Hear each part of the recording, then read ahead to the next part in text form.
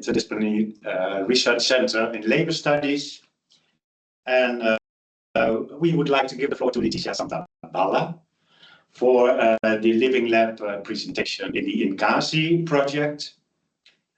Leticia is a PhD researcher in the Welcoming Space project. Is affiliated in the International Migration Sociology team of the Universidad de Coruña in Spain.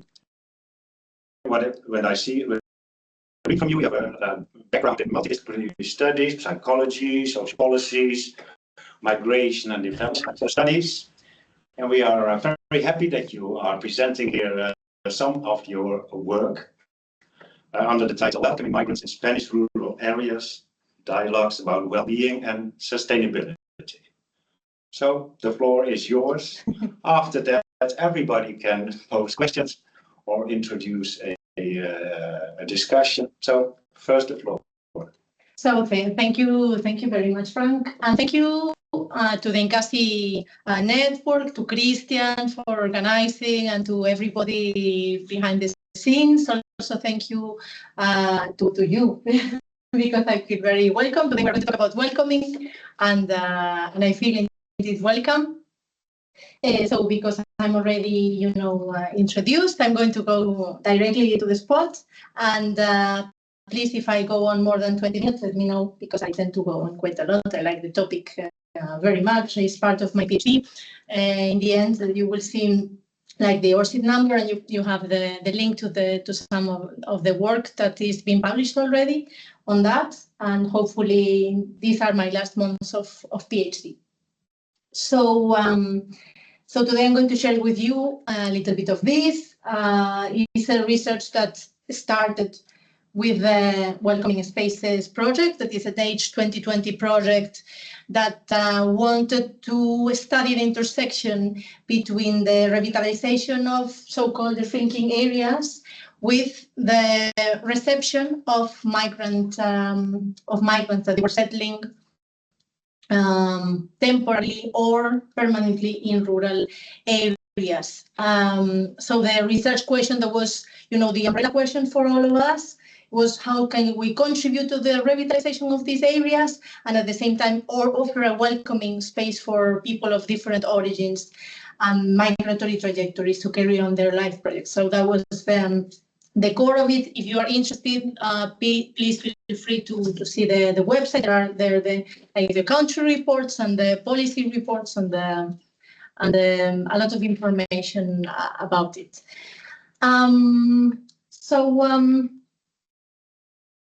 Basically, thank you. This project is very broad. We wanted to find in different countries, one of these, Spain, these welcoming spaces and the initiatives that help these places feel more welcoming to the people, the newcomers arriving.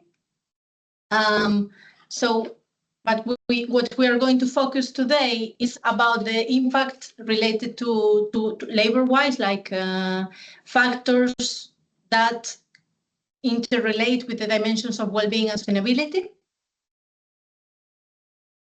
So let's make a little bit of context first. Unlike the Netherlands, because we used to have like a partner who was from the Netherlands, so we noticed that unlike in the Netherlands, the so-called peripheralized areas or shrinking areas are mostly located inside of the country, not on the borders, not outside, like not on the outer lines, but in the interior of the country.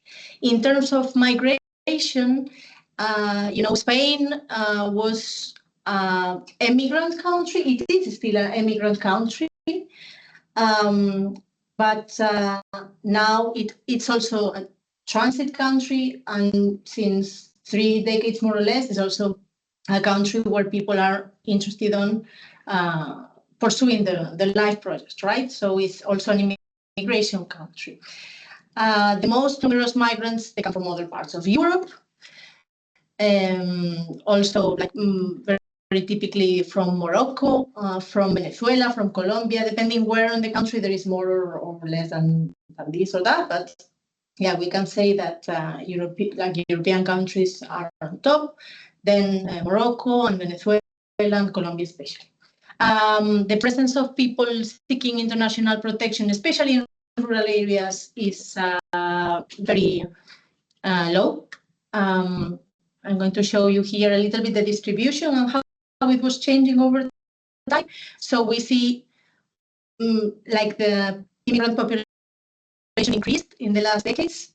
Also, most of the population from, with a migrant background was settling in urban areas, but increasingly also in rural areas. You see here, like from 2001 until 2019, more or less, how it was developing. You see like most in the south and the northwest of the country is more populated, like with people that were born abroad. And from the 47 million people that live in Spain, around 7.3 million were born abroad. In the mean, is like 15.4% of the total population would be people who were born abroad. But in rural areas, this number decreases. It's like around 10% of the population, more or less. Of course, these are all data for the people that are registered. Of course, there is also a population that has a situation of irregularity, administratively speaking. So of course, these numbers are not reflected here. But we can say that 60% of the population live mostly in 4 regions. Most studies on migrants in rural areas, they basically focus on 2 like big studies. So one is related to the food sector and the agro industry, and is basically the studies, they come like mostly in places of the south and east, or in the population. In the population, ranking areas, which is, the studies basically, they study places in the east and northeast of the country. So to keep making a little bit more of context, Spain is considered a super age society. It means that more than 20% of the population is over years old. In Spain, is 21.6% of the population is over 65. The Netherlands, I believe, is like 20.9 now. But all around Europe, we see like this, like how yes, this what we call in Spain envejecimiento, no, like aging is becoming like a policy priority.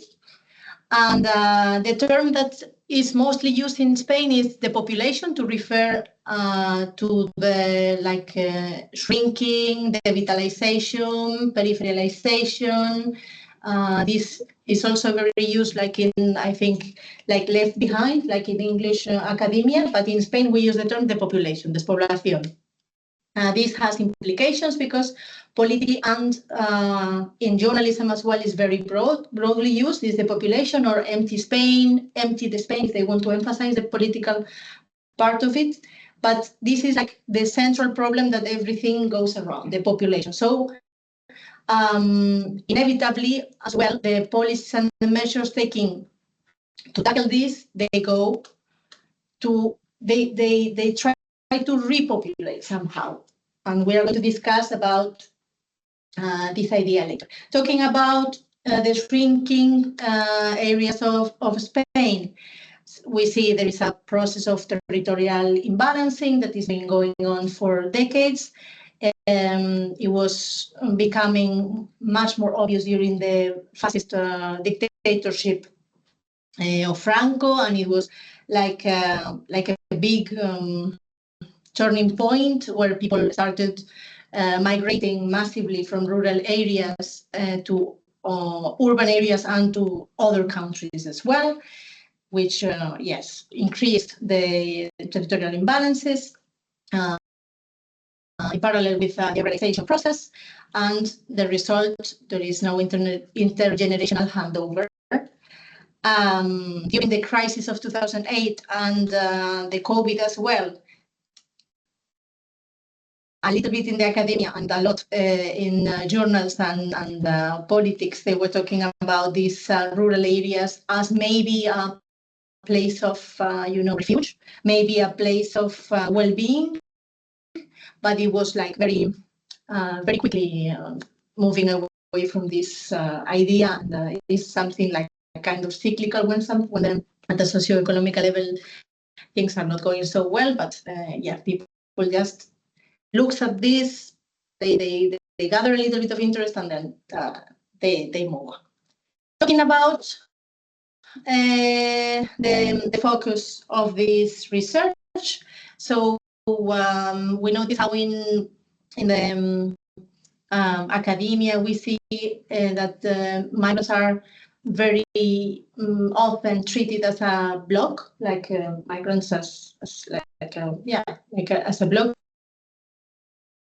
The distinction between like the newcomers and the roots migrants, or also return migrants, because at the beginning we started like studying people that they were like non-EU from outside of the European Union as our focus, and then we realized that the reality of the rural areas is much more diverse than we thought, and also the people to explain the dynamics of the rural areas, we need to take into account also the population from the European Union, and also the national population coming from other parts of Spain. So the newcomers, they would be the people that they follow more or less like the economic migration, or they ruled by the Spanish immigration law, that they arrived to Spain at the beginning of the 21st century, that they are not related to previous Spanish immigration.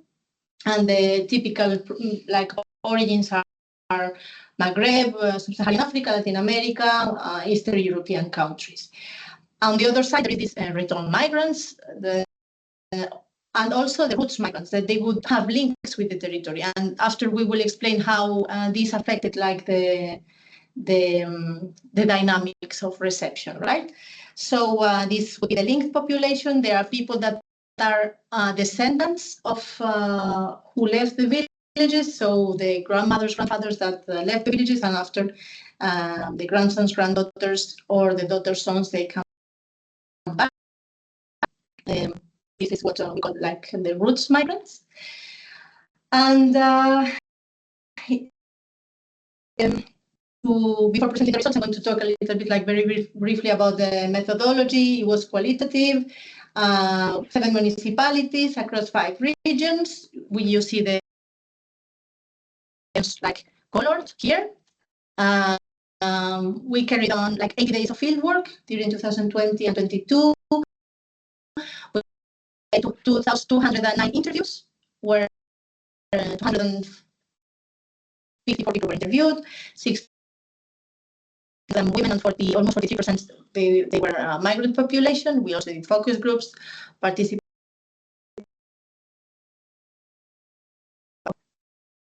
So these are I'm going to put 3 examples for them to be like clearer, and these are the 3 places where I'm going to focus today. If you see the foreign population in Cela, it's because most of the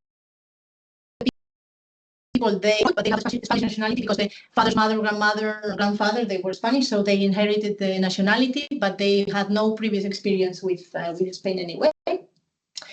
And so the thing here is some of the places that we're going to talk about, they are actively seeking for a population, but they receive migrant population. The problem that we see is that there are some places that they want to retain and make people settle, but they don't manage to do so. Now let's look to some examples. So the first is Burela, is Lugo, is in Galicia. in the northwest of Spain, is the region where I come from as well. And it's the clearest example of the ethnostratification of the labor market. This place does not seek to attract population per se, and it's one of the most important fishing ports in the northwest coast of Spain. Like people started arriving looking for jobs like in building, the people from Cape Verdean background, and then they stayed when they finished the building process of an aluminium company. They stayed for fishing. Like the men would be hired to fish, and then little by little they started processes of family reunification. So the wives of these men came, but at the beginning they had no possibility to work under the law of the family reunification. After a while, they finally got it. They moved from having, they were working already, but in informal, like in the market, in informal market. And then once they got the possibility to work, they started working basically in care, cleaning, and also hospitality, like catering and hotels and so on. So there is like very gendered niches of work between men and women here. And also, apart from the Cape Verdean community that is already established there for like 4 or 5 generations already. So people from other origins started coming too, also for fishing, like for example, from Peru, from Ghana, from Indonesia. Indonesia is a little bit different because people are recruited there in Indonesia by enterprises, and then they come in a savings plan. Like they come just the men alone. They save for a few months or years, and then they go back and they continue their life trajectories. But the people from Peru, the people from Ghana, or the people from Cape Verde, they do bring the family, and like they continue their life in Burela.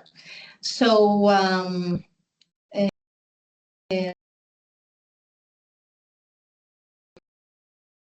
attracts people, but underneath there is an utilitarian approach to it, because it really depends like how people manifest to be happy or not happy with the arrival of the population. Depends heavily on the socio-economic moments. Like if it's a moment of, that everything goes well and the fishing industry is thriving, then people are like better welcome or more happily welcome. And then in crisis situations, or now that the fishing industry is not living the best times, so a lot of problems starts arising. So you have there, like, Burela became a place where everyone was welcome, but we would say as long as they came to work. So people are accepted, but regarding this specific task, that is filling the work, like the niches of work where the native population are not historically on filling. Then also, we notice how the social mobility of migrants is blocked, how structurally there are mechanisms that block the social mobility of migrants. So the people especially from Cape Verde, also from the other foreign procedure, like origins, but especially people from Cape Verde, when they want to have jobs other than fishing, caring, or cleaning, there is nobody hires them. So finally they end up, like re-emigrating. Very few they really go back to Cape Verde, but they re-emigrate to other parts of Spain. They re-emigrate to France as well. And yeah, you can read here the testimony of this young Cape Verdean woman, that there is a clearly a ceiling roof that is impossible to surpass. The second example is Celanova. It's also in Galicia. It's in the south of Galicia. And this is a place where people are arriving, but there is very, very little work.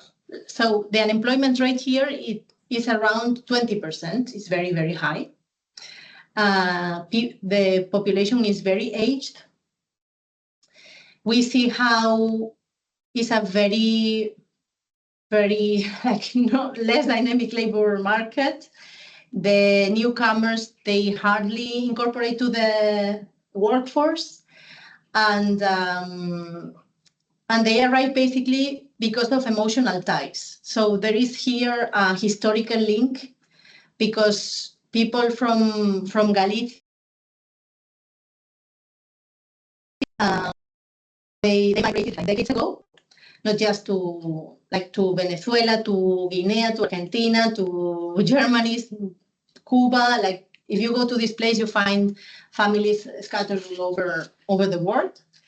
But it's true that a lot of people went to the United States and to Venezuela, and for a long time, this municipality was, the people living in this municipality was living from the money that the immigrants sent.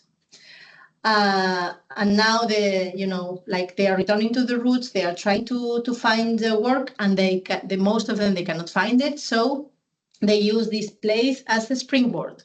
They arrive and they try to secure a little bit like the bureaucratic aspects of it, the minimum survival things that they could, and then they re-immigrate again to other parts, normally of Spain. So it's kind of a springboard.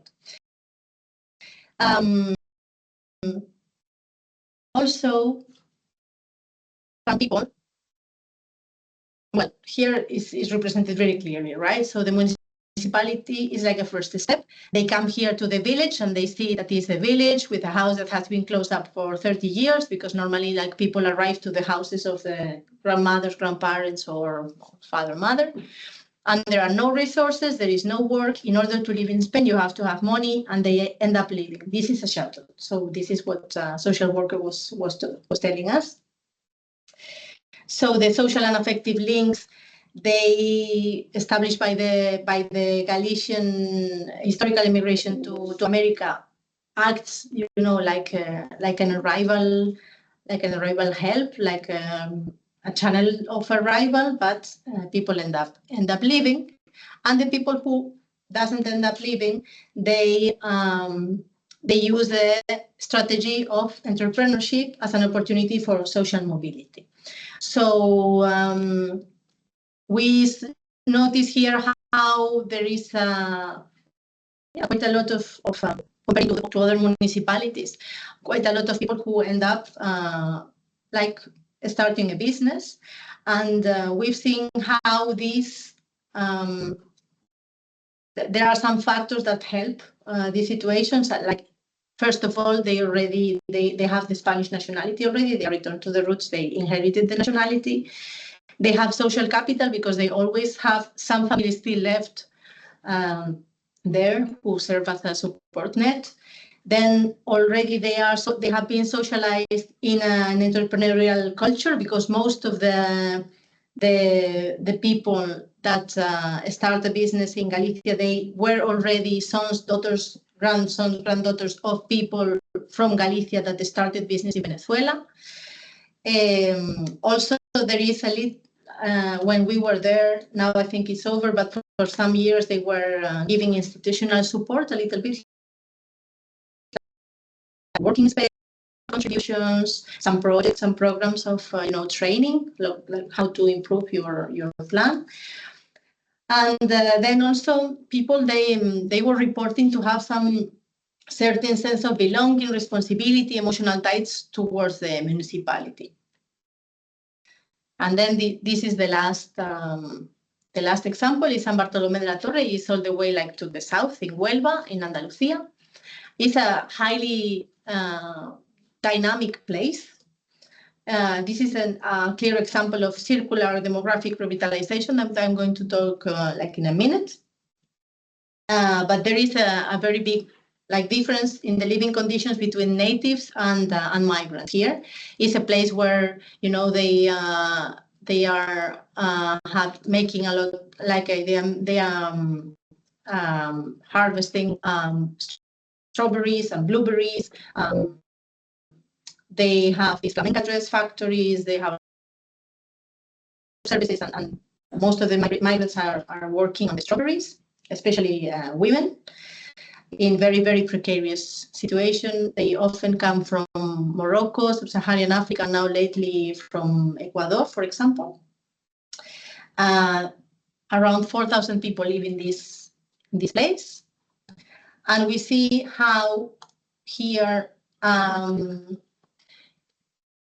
what I was talking before, the demographic revitalization is based on circulation, how the arrival of migrants in both Celanova in Galicia and the example here of Huelva, how when people arrive, they create some sort of dynamism, demographically and economically speaking, but people, they go away. The labor conditions imposed, they promote the logic of rotation. Many of the already, especially in Huelva, the contracts that the people can find are just temporary. So people, they come and go, and next year come and go the same or other people. And yeah, migrants, they move away from those areas with limited conditions. So there is a circular demographic revitalization model. It could be suitable maybe for some migrants that they have projects of return, of saving and return, but not for those that they are interested on settling. Still, of course, there is always some people that end up settling, but it's very hard and very little by little that they manage to do so. But then they are these people that they finally can settle. They are always in contact also with the third sector, and they find some institutional support that is basic for getting a longer stay. No.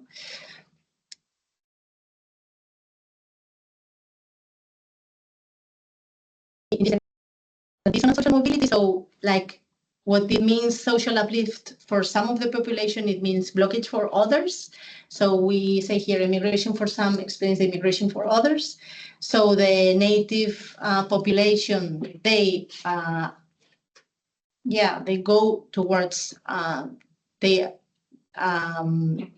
afford mobility through migration, but for the newcomers, it means a downward from social mobility, right? So the native population, there is a difficult generational replacement. The native young adults, they migrate, they refuse to develop all the activities, and the newcomers come and they occupy these niches, but they make no rural roots, as we said before. So we need to take into account also the macro level and the models, right? So we say, in Spain, the current framework of migration management leans very heavily towards laws that try to keep the migrants working in a circular basis. The laws that are provided in the foreign law, they are focusing very heavily on migrants as workers, much more than migrants as settlers. It's not contemplated like migrants as settlers. So the villages and the rural populations, the rural municipalities, they are asking for people to stay, but all the frame of the law in Spain is not for people to settle, it's for people to move and for people to work in one place or in another place. So it's kind of a contradiction between what the needs expressed by the municipalities that they want settlers, and the laws of Spain that they go much more to migrants as workers, as guest workers or circular workers. So, final thoughts. The perceived well-being is affected by loss of social status of migrants associated with low-skilled employment. Most of the people that arrive to work in Spain, they have much more studies that they can actually, prove. They can prove it, but they are not recognized. Like their degrees, their studies, their experience, so that they end up losing social status, having much more precarious working conditions than the native population, and they find like rigid market niches. So we found as well a big dissonance between the perceived well-being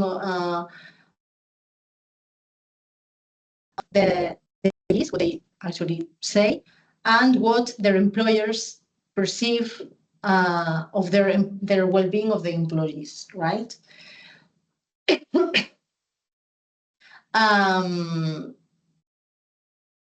And then, because I think I'm talking too much, the very last final thoughts is that the reception of migrants and refugees in rural areas, they significantly contribute to territorial revitalization when they are organized around community models and stable employment strategies, and that this circular demographic revitalization that is happening all over Spain is not socially sustainable.